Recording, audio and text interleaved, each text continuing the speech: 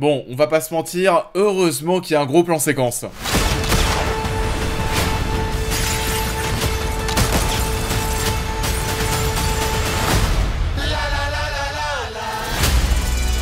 Bonjour à tous, j'espère que vous allez bien. On se retrouve aujourd'hui pour parler de Tyler Rake 2. C'est arrivé ce vendredi sur Netflix et j'espère que vous avez toujours accès à la plateforme parce que oui, les partages de comptes sur Netflix, c'est terminé. Ça va certainement déranger certains pour leur visionnage et pour pourquoi pas leur review à faire derrière, ce sera pas mon cas. Mais j'ai quelque chose en tout cas à vous proposer à ce sujet, et ça grâce à Filmora, le partenaire de la vidéo. Filmora est un logiciel de montage vidéo intuitif pour tous et à tous les niveaux. Il est possible de réaliser des vidéos impressionnantes et captivantes facilement à l'aide de cet outil, qui est un éditeur vidéo pour Windows. Ça pourrait en aider pas mal d'entre vous parce que oui, je le pense, vous passez pas mal de temps sur YouTube. Je pense que comme moi à l'époque, vous vous êtes dit mais pourquoi pas moi aussi? Vous vous êtes peut-être dit que vous avez d'eux-mêmes envie de faire des vidéos, sauf que bon, avoir un logiciel de montage performant et développer des compétences, ça sans trop de soucis, c'est pas forcément donné à tout le monde. Mais c'est là où Filmora va vous aider parce que c'est parfait pour les débutants. J'ai essayé le logiciel, en effet c'est assez simple d'utilisation.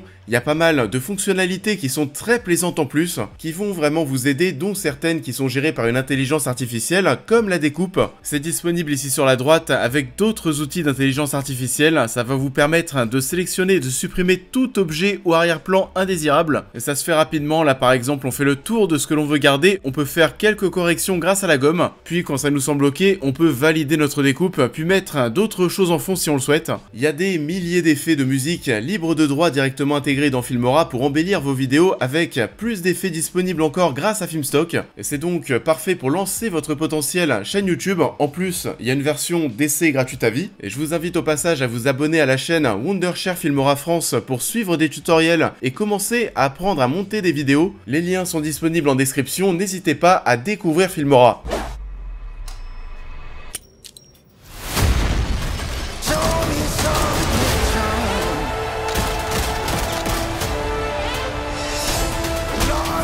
Donc, ce second Tyler Rake, qu'est-ce que ça donne suite, bien sûr, du premier film qui a été sorti, me semble, durant le confinement, le premier confinement en 2020, qui avait fait d'ailleurs pas mal de bruit. Je ne l'avais pas vu à l'époque, je viens tout juste de le rattraper avant ce second film. Et vu que c'était plutôt apprécié, ce second long métrage était quand même assez attendu. Et je pense que je vais rejoindre l'avis général sur le premier opus, c'était plutôt sympa. Alors oui, bien sûr, le scénario, on s'en fout, mais totalement. Par contre, les scènes d'action, ça avait quand même de la gueule. Et c'est un projet qui était quand même assez marquant pour ses plans séquences de ouf, ces scènes de combat en mode cinéma de Hong Kong, qui font, oui, très John Wick, très The Raid. Et bon, vous l'avez remarqué il y a quelques mois, mais le dernier John Wick, j'ai adoré. Donc peut-être que c'est bon ce genre de long métrage où un homme ou une femme va tuer 200 personnes en l'espace de 2 heures, c'est peut-être enfin quelque chose que j'apprécie. On a le même réalisateur que sur le précédent opus, qui est un ancien cascadeur, ça se sent. Les Russo sont derrière tout ça d'eux-mêmes. Ils sont sur pas mal de projets depuis quelques temps, des projets malheureusement qui ne brillent pas par leur scénario. De toute façon, les Russo, depuis leur passage au MCU, c'est bon, t'as l'impression que c'est les rois du monde. C'est vrai que leur nom est désormais un petit peu coté. Mais niveau scénario, à chaque fois, mais qu'est-ce que c'est paresseux. Ce sera le cas de même ici, et on repart sur un bon gros Chris Hemsworth, parce que oui, Tyler Rake n'est pas mort. Et que donne ce second long métrage? Je pense que si vous avez bien aimé le premier film, celui-ci devrait quand même vous parler. Par contre, est-ce que c'est meilleur que le premier? Là, non. C'est pas du tout un raté, c'est même quasiment aussi bien au niveau de l'action, mais un petit peu moins bien.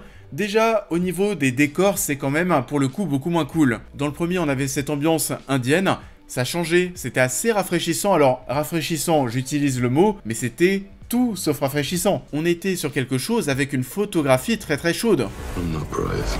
You rescue people? Sometimes.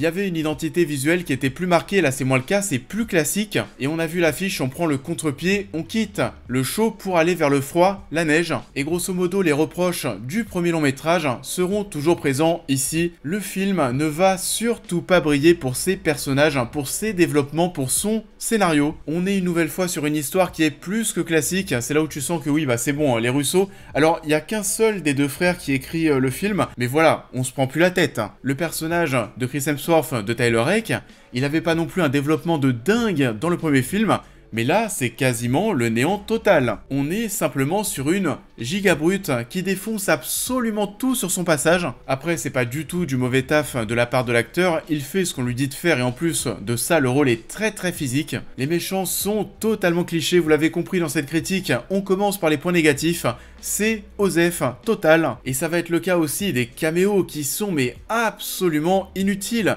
Olga Kurilenko est ici, alors elle, je l'adore, mais bon, pour ce qu'elle a à faire, autant ne pas venir. Et Idris Elba, c'est pareil, et là c'était même décevant, parce que je pensais qu'on était sur une surprise. Je ne savais pas du tout qu'Idris Elba allait être dans Tyler Rake 2. On le voit au début, et là tu te dis, mais vraiment, c'est cool, surprise, mais que dalle, on le voit un petit peu au début, puis on le revoit à la fin. Enfin voilà, Idris Elba est venu prendre son petit chèque, et tourner ces deux scènes en une journée de tournage. Mais heureusement, on est toujours face à des scènes d'action d'une grande qualité, et oui, on a encore un plan séquence de fou qui est très long. Là aussi, 15-20 minutes. C'est toujours méga impressionnant, bien sûr, il y a des trucages, on est sur un faux plan séquence, on essaye, vous savez, de raccorder deux plans et au montage, nous faire croire que la continuité du plan ne s'est jamais arrêtée en fait. On peut le voir par exemple ici, lorsqu'on a une explosion qui prend quasiment l'intégralité de l'image, on change de plan. Quand on passe par exemple de même derrière une poutre, c'est pareil, c'est deux plans différents qu'on a raccordés. Et cette séquence, elle est absolument jouissive, on a cette caméra qui part dans tous les sens.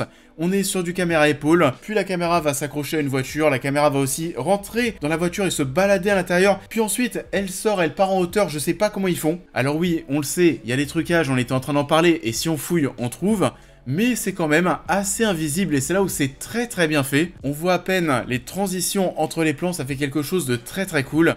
Et Chris Hemsworth qui se tape dans cette prison avec toutes ces personnes, son poing en feu, qui se bat avec des boucliers de CRS. Il y a vraiment de tout en fait. C'est là on a un aspect assez John Wick parce que tout ce que l'on va pouvoir avoir mais dans les mains, ça va servir comme arme. On commence dans une prison et c'est tellement long que ça finit dans un train en mouvement. Une séquence qui va vraiment nous rappeler Uncharted 2. De toute façon, c'était sûr qu'on allait tout faire pour ne pas se planter sur cette séquence. C'est le gros argument de vente.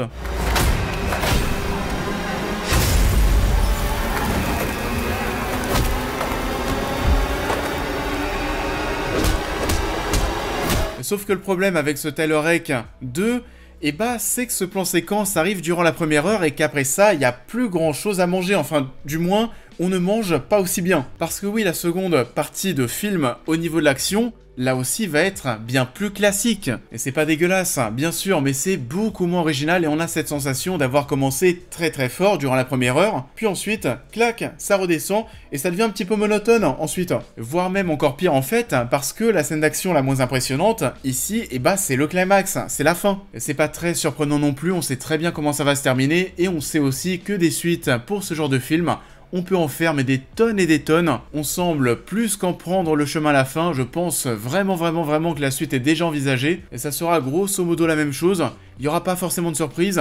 Mais je vous recommande quand même Tyler Rake parce que dans le genre des films d'action, ça reste assez plaisant et même dans le genre des films qui sont proposés par Netflix, tout simplement, je trouve que ça se défend plutôt bien. Vous l'avez donc compris, une petite part de moi a quand même apprécié ce Tyler Rake, même s'il est moins intéressant que le premier. C'est toujours aussi peu original et plat au niveau du scénario, l'action est moins inspirée. Ça hormis le giga plan séquence, il y a peu de choses à en tirer, mais je pense que ça pourra satisfaire encore une fois les fans du genre.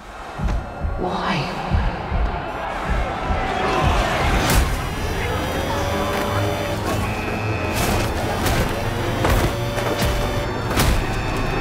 Ça en est tout pour cette vidéo, j'espère qu'elle vous aura plu comme d'habitude, je vous invite à la liker, à la partager, à me dire en commentaire ce que vous avez pensé de l'œuvre en question, à vous abonner et à me suivre sur l'intégralité de mes réseaux pour toutes les news et réactions à l'actualité, mais aussi à devenir membre soutien si vous souhaitez soutenir mon travail. Et on va se retrouver très vite sur la chaîne pour cette prochaine critique. I love it.